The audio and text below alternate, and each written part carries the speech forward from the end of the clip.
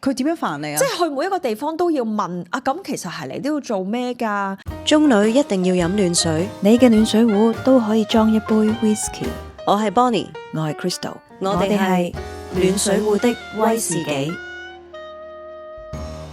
去旅行係24小時對住，呢個人性係會出咗嚟嘅。Hello Bonnie， Hello 阿 Chris，又一星期啦，又一星期見你啊！你最近點啊？我都有少少嘢分享嘅，咁就大家做我個樹窿啦，係啊。咁啱前幾日啦，咁我媽咧就突然之間話啊，有啲嘢想拎翻俾你啊，咁樣。咁其實雖然我搬走咗啦，都的確我屋企仲有少少嘢係仲喺我娘家嘅。咁唔知點解佢又好急話要拎過嚟喎？咁我唔緊要啦，因為其實佢都好耐。其實佢想探你咋係嘛？佢想探我同埋我唔知啊。通常啲阿媽都係咁樣嘅，我爸都係咁㗎。嗱，佢因點解我初時話你過嚟啦，你過嚟，因為嗰陣時我新屋入伙咧，第一 round 嘅時候啲家私未齊嘅，咁我成日都話近排齊咗啦，你得閒可以過下嚟啦，你同爹哋。咁佢咧就話好啊過嚟，然之後咧佢就話想拎啲嘢俾我，咁點知咧嚟到我屋企咧，佢係拖咗個篋嘅。咁其實我嗰刻咧係有少少燥嘅其實咧你係嚟探我啊，定話想俾翻啲嘢我啊？你知道其實而家佢哋呢個年紀嘅父母咧，好多時都會分房瞓噶嘛。咁我諗緊佢又想踢走我啲嘢，就然之後自己一爆我間房啦咁樣。咁其實我已經係個情緒已經想冒起嘅時候咧，佢一打開個篋咧，原來佢拎晒我由細到大所有嘅琴書拎晒出嚟喎。咁其實我有少少意外啦，我媽咪佢係有個迷你倉嘅之前，咁佢就一直儲咁多本琴書，而嗰啲琴書係由我 Day One 第一堂開始學，即係6歲嘅時候開始學嘅琴書，而佢拎出嚟嘅時候，我其實好 surprise 嘅，因為佢 cut 咗個迷你倉，所以佢將所有琴書想俾翻我，而我係唔知道原來一直以嚟佢由第一本嘅琴書佢都有儲喺度，而我係覺得。我嗰刻其實我個腦係 blank 咗，我係一個大嘅問號，點解佢會儲咗咁耐啦？我嗰刻係諗緊，可能我媽咪原來就係覺得喺佢嗰段時期，呢個係佢個 sense of achievement 啊，即係對於佢個女，佢陪佢彈琴，帶佢彈琴，俾錢去教佢彈琴，即係去學鋼琴嘅時候，對於佢嚟講，原來係一個。我估計啦，係一個光輝嘅一頁嚟㗎。咁但係其實喺嗰10年，即係學10年啦，我係一直都唔中意彈鋼琴嘅。我係好憎啦，我係會同我媽咪好多頂撞，都係因為關於鋼琴啦。佢係一直都好想我考上去演奏級，而 which is 到最後我考完8級我就決定彈，我唔會再彈琴㗎啦，我大個女啦咁樣。我突然間回想翻，可能會覺得當刻可能佢都會幾傷心同失望。我係真係好嬲啊！我係抌啲琴書，我唔再彈啦！我已經8級大個女啦。但係我覺得好似好不孝咁樣諗翻。咁但係佢而家呢個舉動又係就純粹係真係想俾翻你，定係其實佢都想有啲即係示意啊，或者同你 review 下呢件事咁樣咧？係啦，咁咧因為我就真係完全解釋唔到佢嘅舉動啦。咁但係因為我係一個好需要解釋嘅人啦，變咗嗰晚咧我就諗咗好多嘢。係咁唔停，然之後同埋當刻咧，咁我爹哋同我老公又喺屋企啦，我媽咪好似如數家珍咁喺度講，嗱呢個女咧嗰陣喺呢一本你又點，但係我嗰刻咧個腦係一片空白，我記唔翻以前嘅嘢，我唔知道究竟係因為嗰個時期太耐啊，因為嗰時係其實係因為你唔中意咯。Exactly，係啊，你唔中意嘅嘢，好似我細個嗰啲唔中意嘅都唔記得㗎。我就係發現原來亦都有好大機會係我 block 咗以前嘅記憶，因為當時我係真係好憎彈琴。咁又另一樣嘢嘅，你真係好憎嘅時候，你有機會真係唔想記住咯。係啊，我就係懷疑係咁樣，而呢個係我真係第一次接觸，原來可能我真係對於過去有一啲個回憶真係有斷片啊。因為佢講嘅時候，我完全唔知佢講緊乜嘢。真係有咩？嘅時候我有少少點解嘅？我少少驚同埋緊張嗰一刻。咁不過 anyways 我都仲喺度即係想拆緊，即係呢幾晚都拆緊呢件事啦。不過我望住沓琴書，的確我係想彈翻鋼琴嘅。即係一直以嚟彈鋼琴其實係我媽咪佢細個嘅時候一直想學嘅願望，佢放咗喺個女度，佢冇諗個女其實係想跳舞，佢真係好憎彈琴。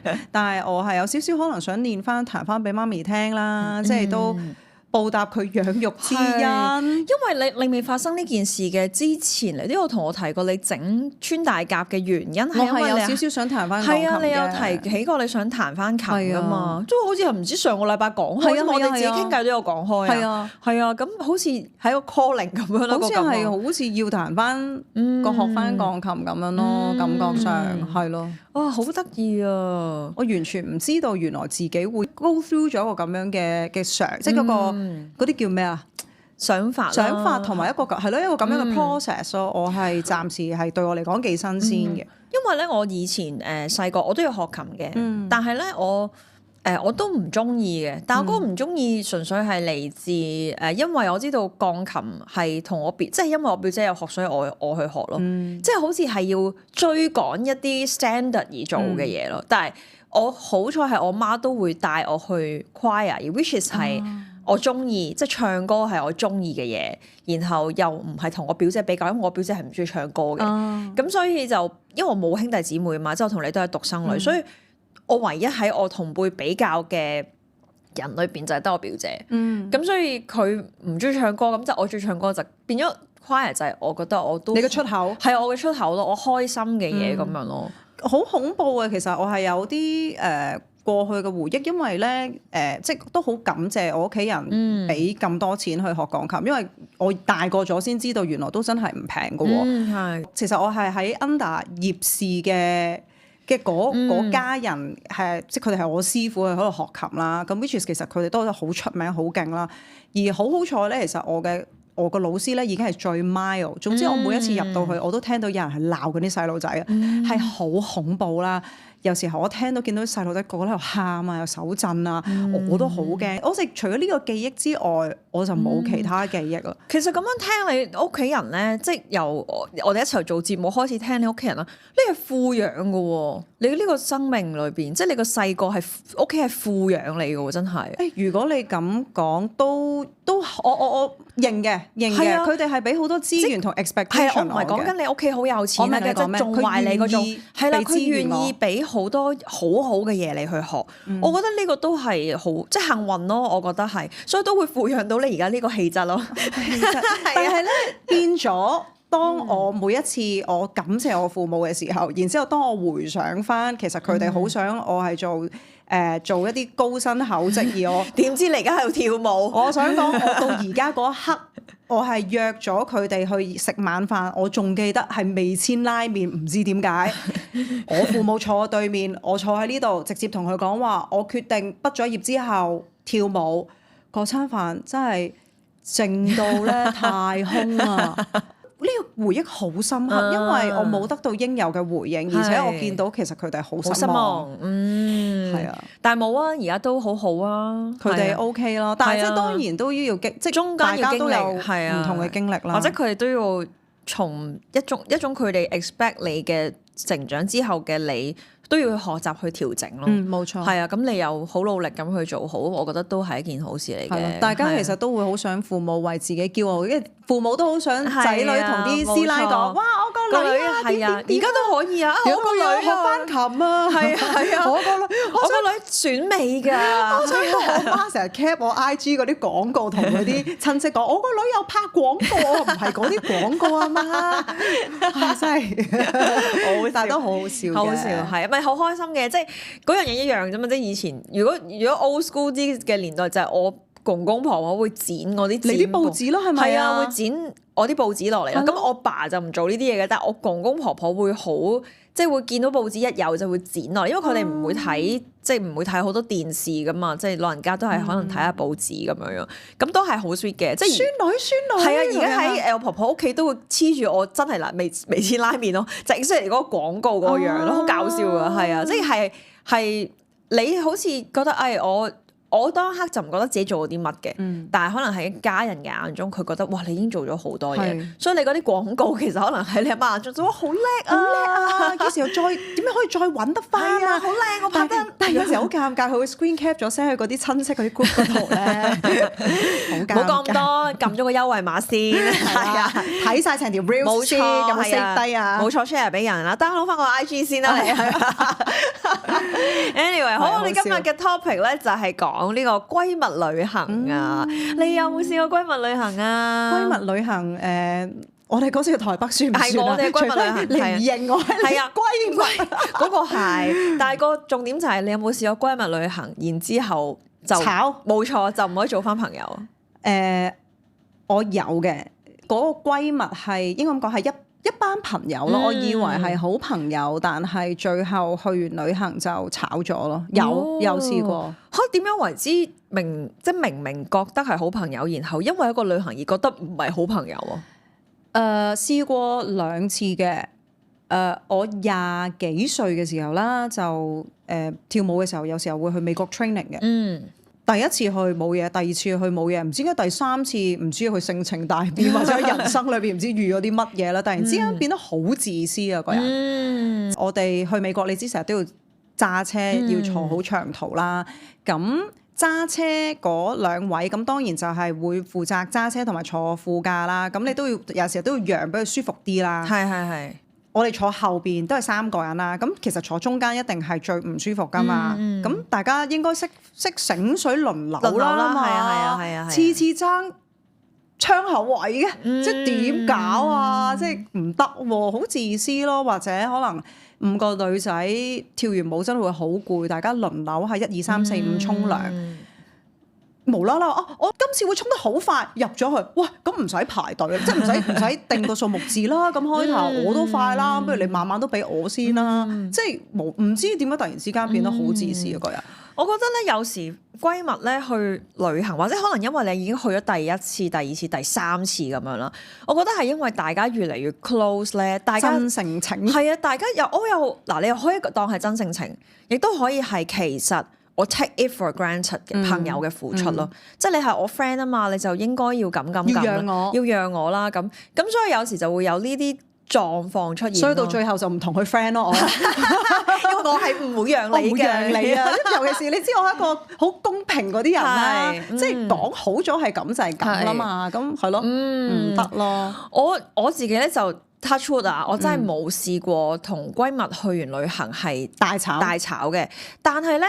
我因為試過咧，又係啦，嗰啲即係同閨蜜去旅行，咁可能閨蜜又擸多幾個佢嘅閨蜜或者佢嘅朋友一齊，咁咧我就有少少真係唔係太舒服啦。因為首先我第一就同嗰啲人唔係好熟啦，第二就係因為你知去旅行，大家都要多啲互相遷就。咁如果大家認識我嘅性格都係唔緊要啦，冇所謂啦。咁我都真係冇乜所謂嘅。如果我同朋友去旅行咧，我係冇乜自己話我一定要去嗰度嗰啲人嚟嘅，因為我覺得 for 我同閨蜜去旅行未必係我要去追景點，而係我享受一齊嘅時間。呢個係我諗我好細個已經即係如果我要去日本去即係去某啲地方好想去，咁我會自己去咯。如果我同閨蜜去，我就會一齊係啦，我就會想同佢做一啲嘢，而唔係即係要追嗰個行程，我一定要去嗰度。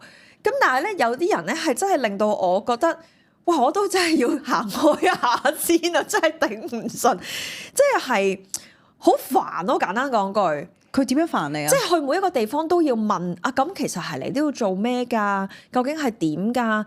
即係好多要求啊！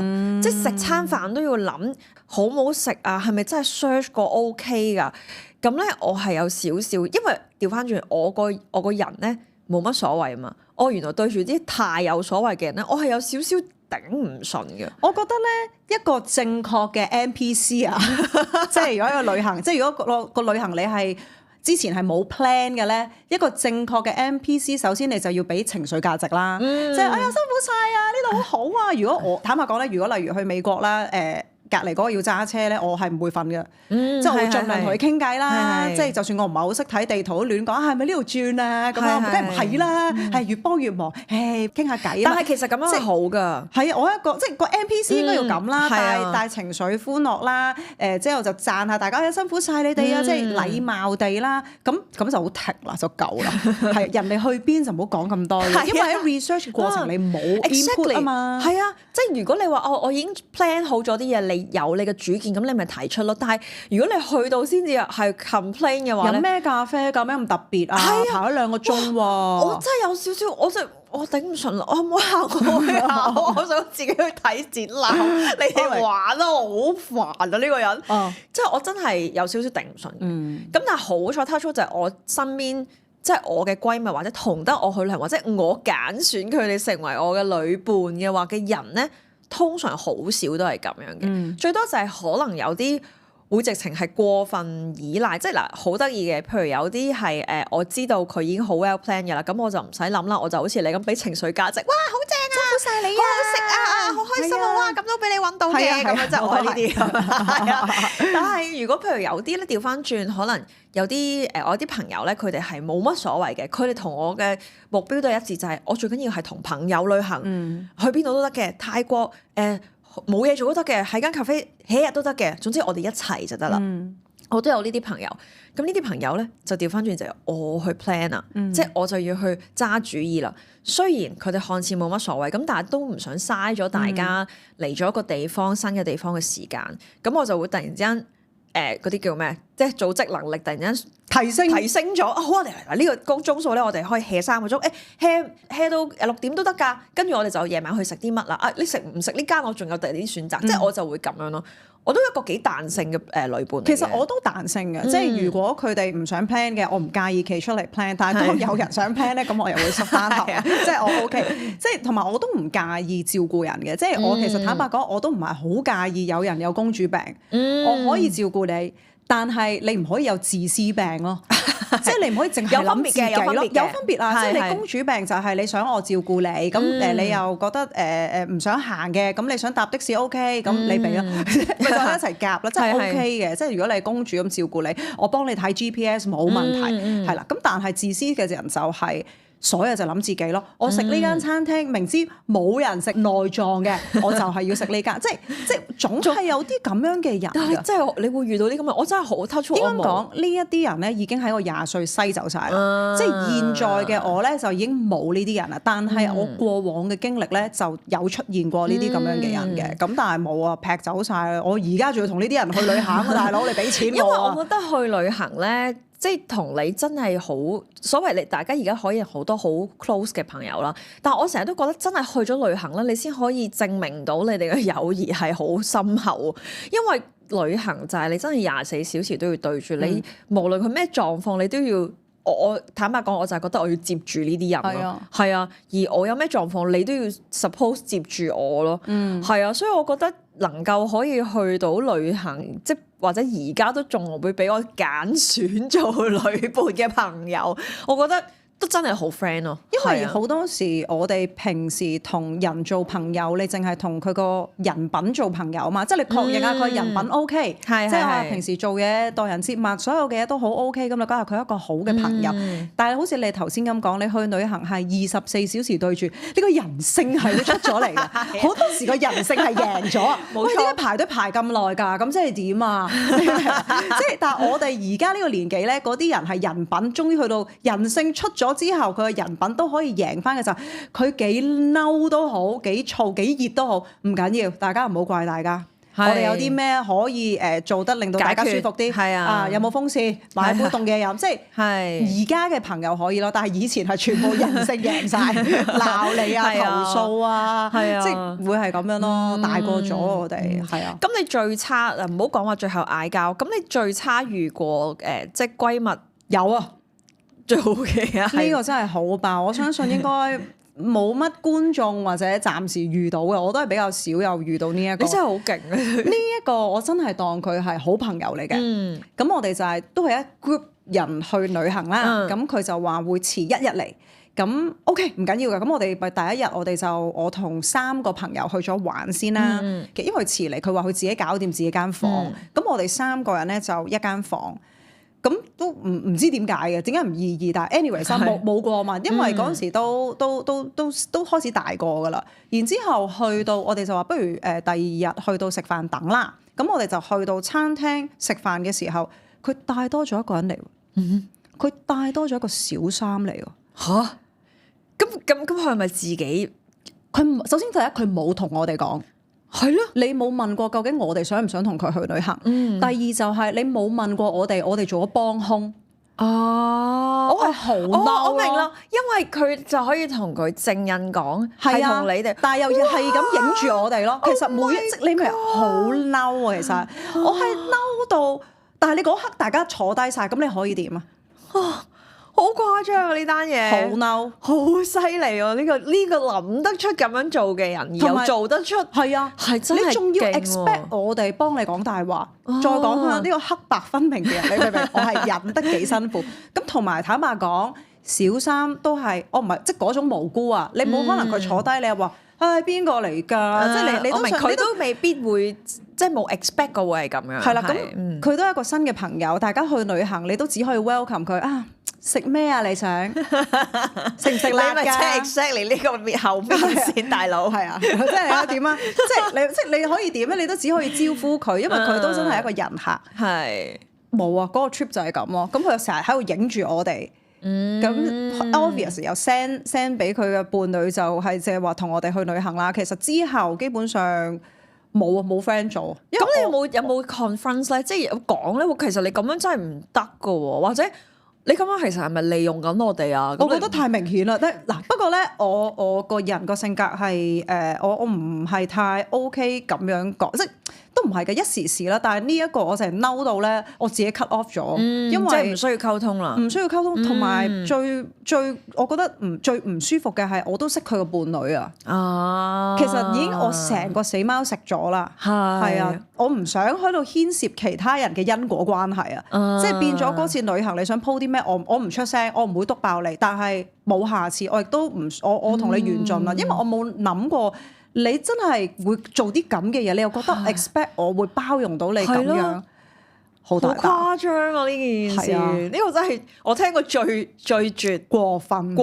最過分嘅閨蜜旅行。係啊，係啊，咁希望大家都唔好遇到呢啲人啦。你如果俾你做，你會點啊？